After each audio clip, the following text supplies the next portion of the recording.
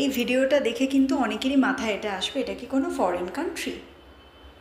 কারণ দেখো, সমুদ্রের যেমন সুন্দর রং, রাস্তাঘাট ততটাই পরিষ্কার পরিচ্ছন্ন। এটা কিন্তু আমাদের ভারতবর্ষেরই একটা জায়গা, অন্ধ্রপ্রদেশের ভাইজ্যাগ। যারা এখনও ভাইজ্যাগ যাওনি, প্লিজ তারা ঘুরে এসো। কারণ আমি যখন ভাইজ্যাগ যাই, আমার প্রথমে এটা মনে হয়েছিল এখানে কেন আগে আসেনি। দীঘা, পুরী এতবার গেছি, আর এই সমুদ্রটা দেখতে আসেনি। এটাও কিন্তু বঙ্গোপসাগর। এর রঙটা যেমন দেখছো, একদম সামনে গিয়ে দেখতে পাবে এই কালার। আর প্রকৃতিটা সম্পূর্ণ ভিন্ন দীঘা, পুরীর, বঙ্গোপসাগরের থেকে। তাই আমার মনে হয়েছে, আরে বেঙ্গল থেকে তো এমন কিছু দূর নয়, কেন আসেনি এতদিন। তোমাদেরও তাই মনে হবে আশা করি। আর এটা হচ্ছে এই যে বাস স্ট্যান্ড। ও হ্যাঁ, বলা হয়নি তোমাদের, এই বিচটার নাম হচ্ছে আরকে বিচ। এটা ভাইজ্যাগের আরকে বিচ বা রামকৃষ্ণ বিচ। এর চারপাশেই বেশিরভাগ হোটেল। এখানেই পর্যটকরা এসে কিন্তু থাকে বা থাকা পছন্দ করে। তোমরা অন্য জায়গাতেও থাকতে পারো, কারণ আরও সি বিচ আছে, তোমাদের পরে ভিডিওতে দেখাবো।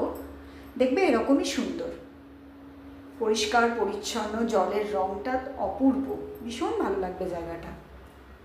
সারা বছর এখানে কিন্তু লোকেদের আনাগোনা, আর লোকাল লোকরাও এখানে আসে প্রচুর, কারণ পাশে মন্দির আছে, মন্দিরে পুজো দিতে আসে বিভিন্ন অনুষ্ঠানে। আমরাই যখন গেছিলাম, এটা একটা পুজো ছিল ওদের, কিছু লোকাল, প্রচুর মানুষজন এসেছিলো, কিন্তু কোনো নোংরা না। যেটুকু রাস্তাঘাটে বা কোথাও কিছু পড়ে থাকছে, নোংরা হচ্ছে, কিন্তু পরের দিন দেখছি আবার সব পরিষ্কার পরিচ্ছন্ন।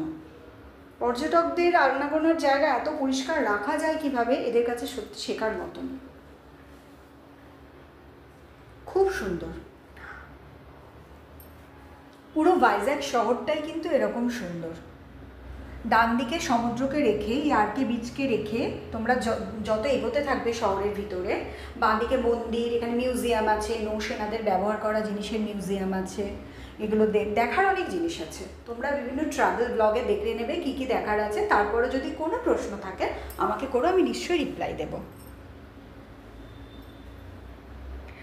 আর যেটা বলছিলাম, মানে সৌন্দর্য দেখতে দেখতে, মানে এখনও আমি ভয়েস ওভার দিতে দিতেও ভুলে যাচ্ছি। আমার এত ভালো লাগছে, আমি আবার যাব, আমরা ঠিক করেছি।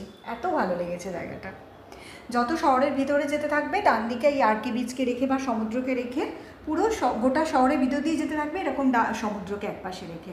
আর বাঁ দিকে লোকালয় পড়বে। লোকালয় মানে যে খুব ঘিঞ্জি নোংরা চারপাশ করে রেখেছে এমন কিন্তু নয়।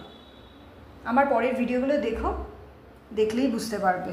যদি ভিডিওটা ভালো লেগে থাকে, প্লিজ চ্যানেলটাকে সাবস্ক্রাইব করো, লাইক করো, কমেন্ট করো, শেয়ার করো।